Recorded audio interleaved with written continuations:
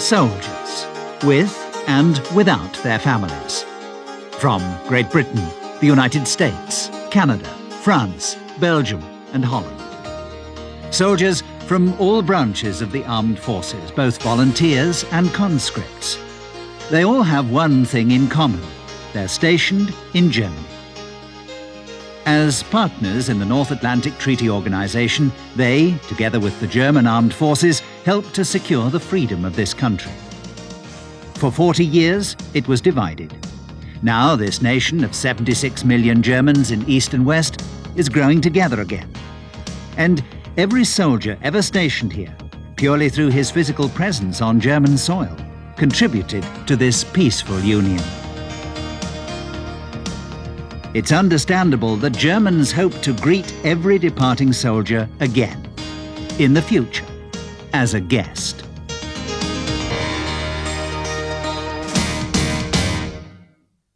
Whether from across the Atlantic or from Europe, the NATO troops stationed in Germany are there to defend the freedom and safety of all member nations.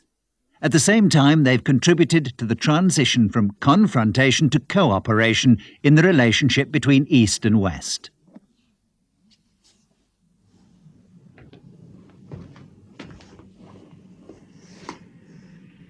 When packing to return home, every soldier leaving Germany can take along with him a feeling of accomplishment. And something else that'll accompany him is a picture of the country he's served in. A picture that, admittedly, will be different for each individual. One made up of personal impressions and reminiscences.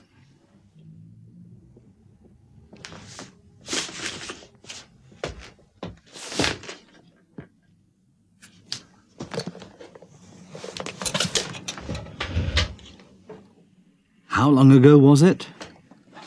I remember as if it were yesterday, unpacking this case and thinking, what do I know about Germany? Apart from the fact that it's on the continent, that they drive on the wrong side of the road, and we're sort of connected by the North Sea. For anyone trying to describe Germany's geographical location, the first thing is that it meets the sea up in the north. To be more precise, two seas, the North Sea and the Baltic.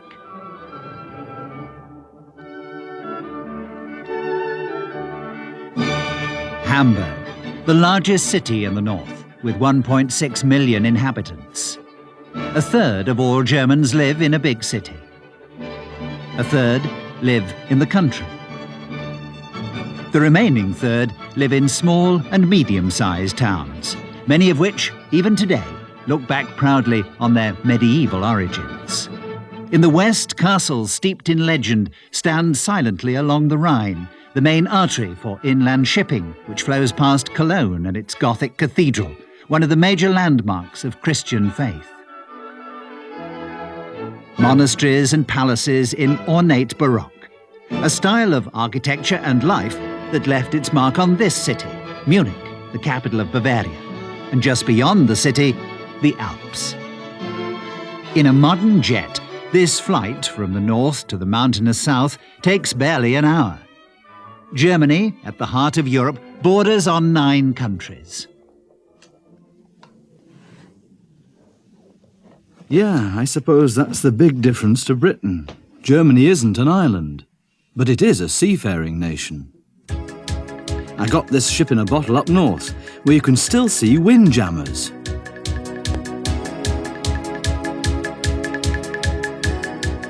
Hamburg Harbour, Germany's gateway to the world.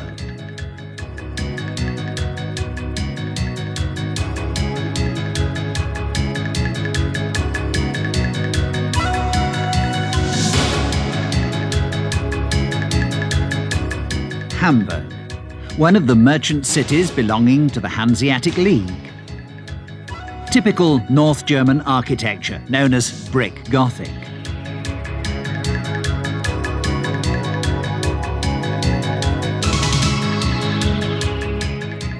lovingly preserved Middle Ages, filled with the pulsating present. Surrounded by fields, meadows and lakes, the headquarters of the Dutch armed forces in Zeedorf near Zeven. Holland isn't far away, and if the soldiers don't go home on leave, it's easy for their families to travel the short distance to visit them.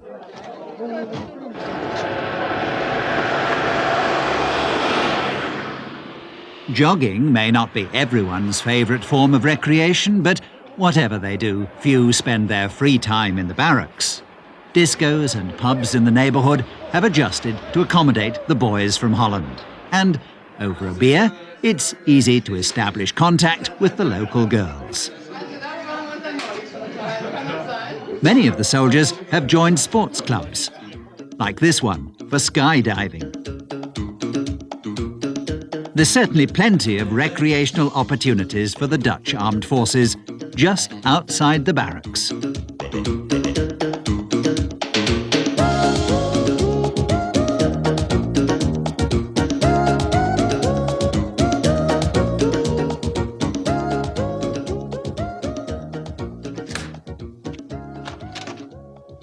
This is a Funken Mariechen, usually a local lass from Cologne, who is a member of Prince Carnival's retinue. Carnival is a wild and crazy time when anything goes. By the way, these are members of the Belgian armed forces, celebrating their own carnival. Belgium is just across the border, and wherever its troops are stationed, the towns take on a Belgian character.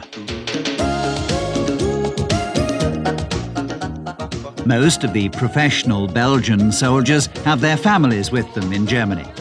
Buses collect the children to take them to central Belgian schools. There's plenty of contact with German schools, though, especially, of course, sporting events, and this has led to close ties between the youngsters. Mijn bevel! Open de gelederen! Arsch! De groof, muts, corrigeren. De stand van uw muts is niet in orde. Ja.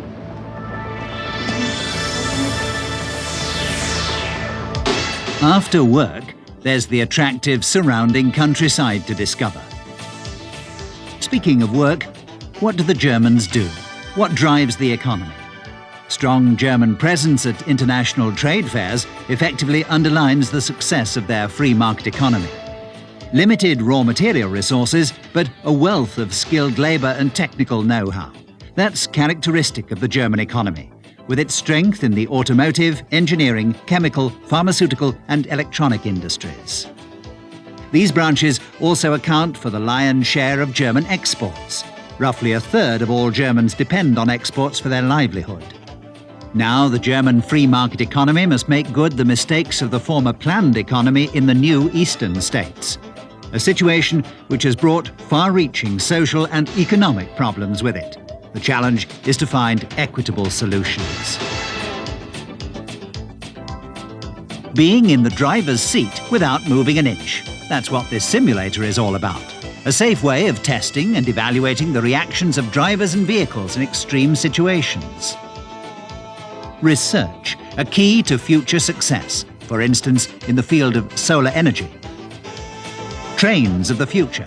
Travelling at nearly 400 kilometres per hour from one city centre to another, they'll offer a comfortable alternative to air travel within Germany. Whether passengers or freight, for the most part, transport is by road. Trucks carry 3 times more freight than the Federal Railways, whose share is similar to that of inland shipping. Bonn, on the River Rhine. Since 1949, the capital of the Federal Republic and seat of government. 2 functions which, in future, Berlin will again take over. Germany is actively playing its role in building the European house and in working with others to master the global political challenges facing our world.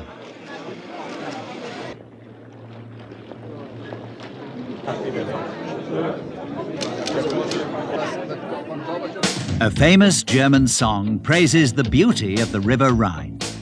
Many a castle and town along the Rhine and the Moselle owes its existence to the Roman occupation 2,000 years ago, and it was the ancient Romans who introduced wine to the area.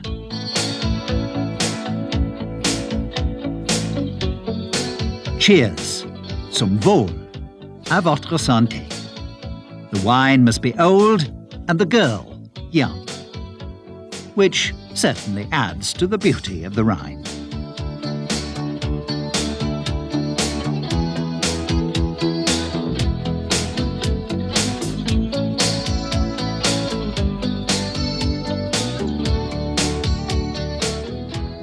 Some towns in Germany look as if they've come straight out of a book of fairy tales, and you might meet Snow White at any moment. No, these aren't the Seven Dwarfs. They're members of the British Army on the Rhine. By the end of their tour of duty, they'll have learned how to handle Frankfurters.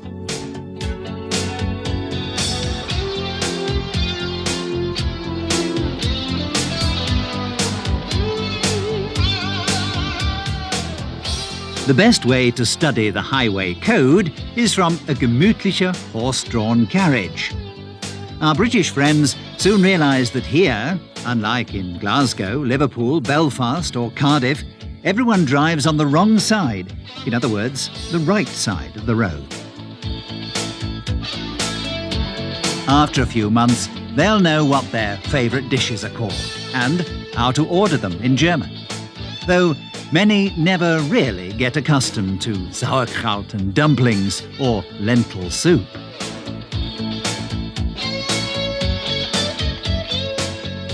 Eight weeks basic training. Most volunteers normally spend 3 years in Germany and are entitled to a free flight home for 3 weeks leave every year. By the way, 9% of the British soldiers here who are married chose a German Fräulein for their bride.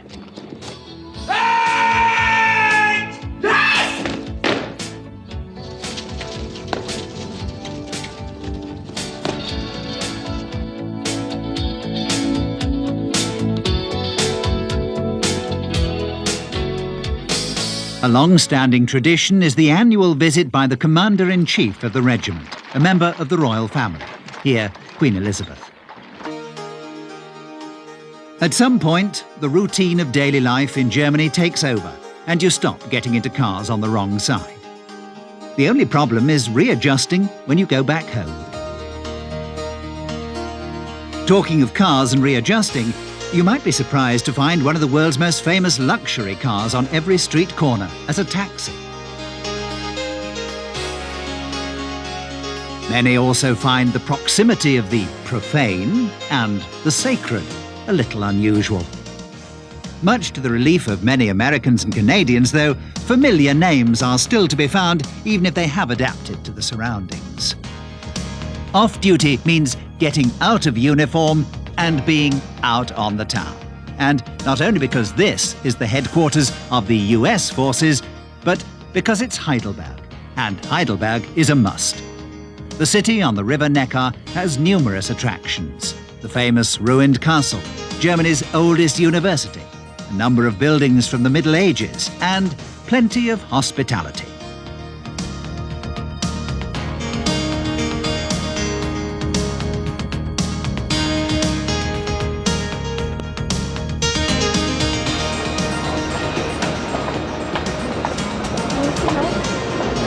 Oh yeah. Does it take dogs? The German-American Friendship House, a way for Americans to get to know German customs and culture and vice versa. Many a lasting friendship has developed over a barbecued chicken. There are places around the base, though, where many have the feeling they've never left home.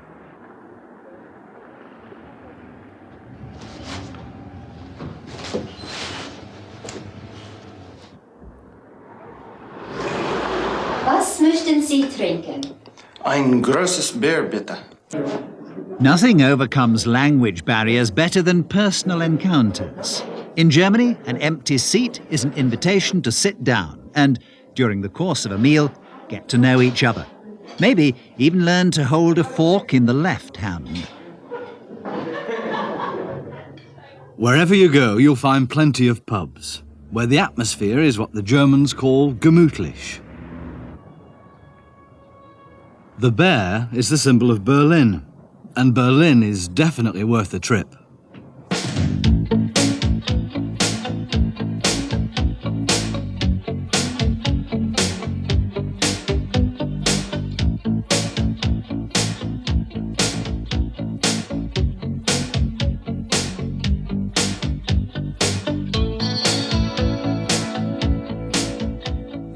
Landmarks of a city that was divided for years. Divided by the wall, a symbol of oppression.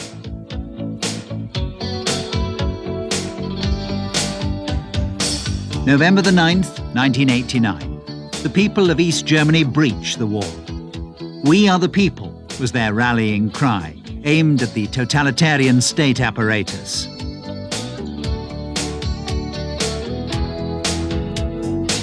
They refused to submit any longer, and the wall came down, fit only to be turned piece by piece into rather grim souvenirs. Berlin is to become the capital and seat of government of the new Germany. What was divided is growing together again, a dynamic process which, without the solidarity of the Noordatlantisch Treaty Organization and its soldiers stationed in Germany, would never have been possible. Now, young Germans in East and West can get to know parts of their country which were previously barred to them.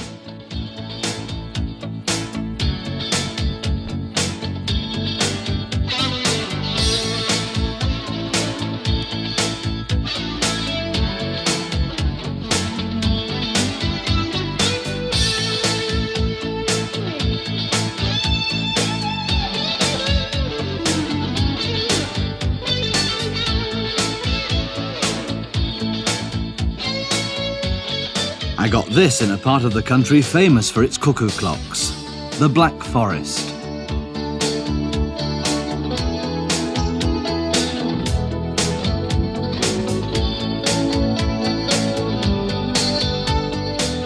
Incidentally, the fact that the forests here look so tidy is partly due to the hard work of the French and Canadian soldiers stationed here, who not only voluntarily pitch in to help clean up storm and flood damage, but also help the local vintners at harvest time.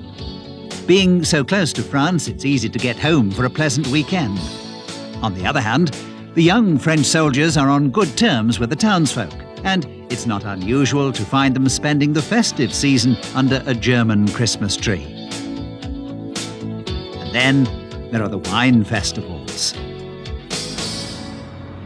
It all seems a far cry from those first few days as a young recruit, away from home for the first time in a new barracks. Including basic training, the tour of duty for French soldiers is usually a year. Before they know it, they've got used to the uniforms, the marching and the songs, and are thinking about signing on for another 6 months.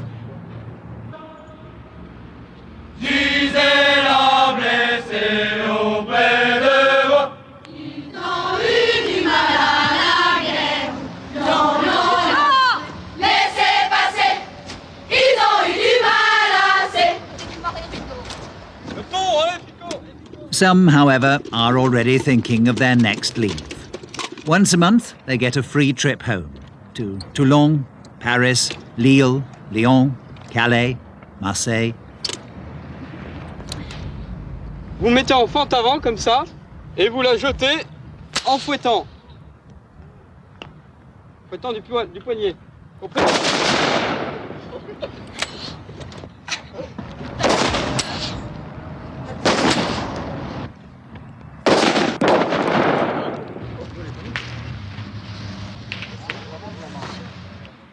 No, these balls don't explode. They're used for more peaceful pursuits. What has exploded is the number of clubs and organizations with both French and German members, and the number of partnerships between French and German units. They've helped to open up completely new perspectives.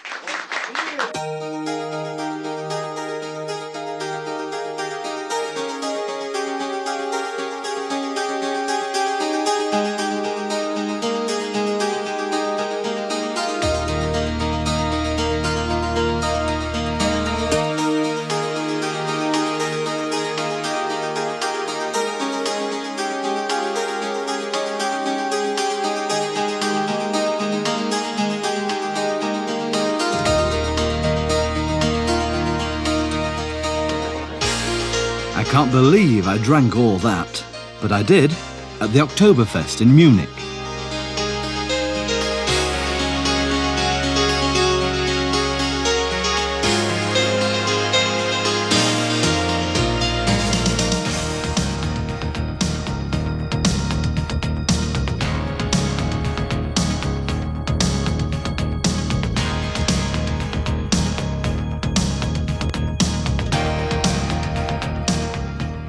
But there was a lot more to Munich than just beer.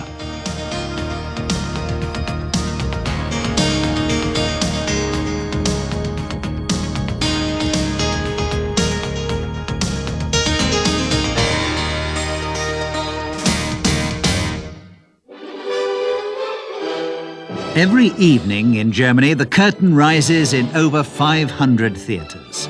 Opera and operetta, ballet and drama, musicals and cabaret, reviews and concerts.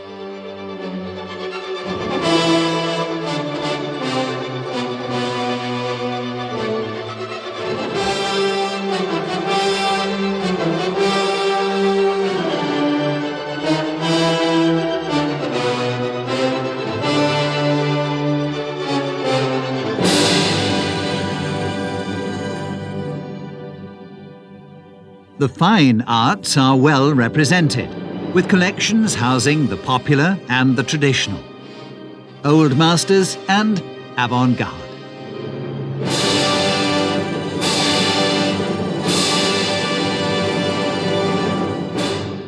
I got this for Mary. She always loves visiting old castles.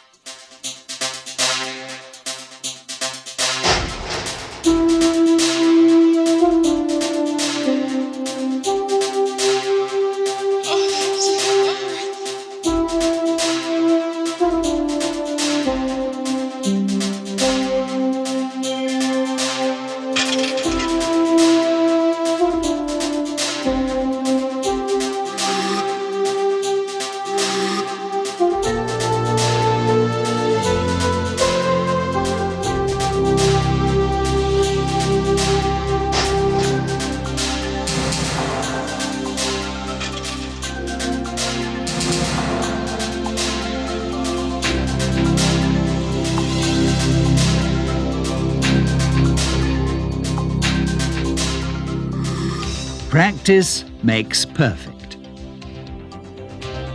British soldiers taking their first exploratory lessons in skiing. In a couple of days, things will seem easier. Many become addicted to the slopes.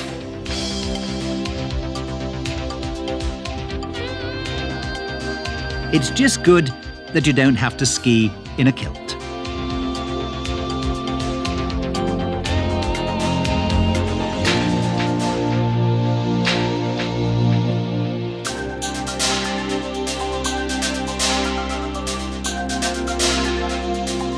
From the Alps in the south to the sea in the north, the different faces of a nation which has developed a strong feeling of being integrated in a multinational, multicultural community.